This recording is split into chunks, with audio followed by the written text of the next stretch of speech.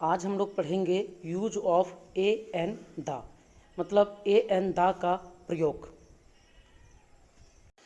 तो सबसे पहले हम लोगों को ये जानना होगा कि इंग्लिश में अक्षरों की संख्या टोटल कितनी होती है और उसको कितने भागों में बांटा गया है।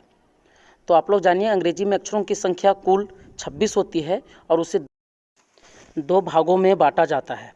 पहला है वोवेल, जिसको स्वर वर्ण कहते हैं। वोवेल की संख्या इंग्लिश में 5 ही होती है। वोवेल में जो अल्फ़ाबेट्स आते हैं वो है ए, ई, आई, ओ, यू। और दूसरे नंबर पर आता है आपका कॉन्सोनेंट, मतलब व्यंजन वर्ण। कॉन्सोनेंट की संख्या टोटल 21 होती है। इसमें आपका आता है B, C, D, F, G, H, J, K, L, M, N, P, Q, R, S, T, V, W, X, Y, Z. मतलब A, E, I, O, you, उन पाँचों को छोड़ करके 21 जो बच जाते हैं वो आपके कॉन्सोनेंट कहलाते हैं। अब हम लोग आगे पढ़ेंगे कि ए का प्रयोग कहाँ होता है।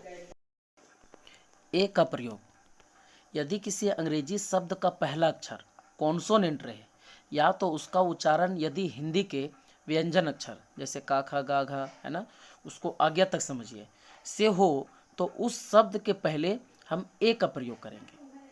लेकिन एक नोट है, आप लोग को याद रखना है कि यदि किसी भी अंग्रेजी शब्द का पहला अक्षर भले वोवेल रहे, स्वर रहे, और उसका उच्चारण यदि हम हिंदी के व्यंजन से करते हैं तो वहाँ पर हम एन का प्रयोग नहीं, अभी तो आगे पढ़ेंगे हम लोग, वहाँ पर ए का ही प्रयोग करेंगे क्योंकि उसका उच्चारण हिंदी के व्यंजन वर्ण से हो रहा है।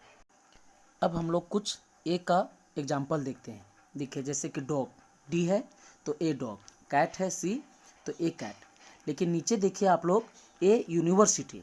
अगर आप देखेंगे तो यूनिवर्सिटी का जो स्टार्ट है वो यू से हुआ है, लेकिन उसको हम जब उच्चारण करते हैं हिंदी में तो यूनिवर्सिटी करते हैं, अंतर्शय या से करते हैं, है ना, जो कि एक व्यंजन शब्द है, व्यंजन अक्षर है। इसी वजह से वहाँ हम ए का ही प्रयोग करेंगे। उम्मीद करता हूँ आप लोगों को ए का प्रयोग बहुत अच्छी तरह से समझ में आ गया होगा। अब अगला पार्ट में हम लोग देखेंगे एन का प्रयोग।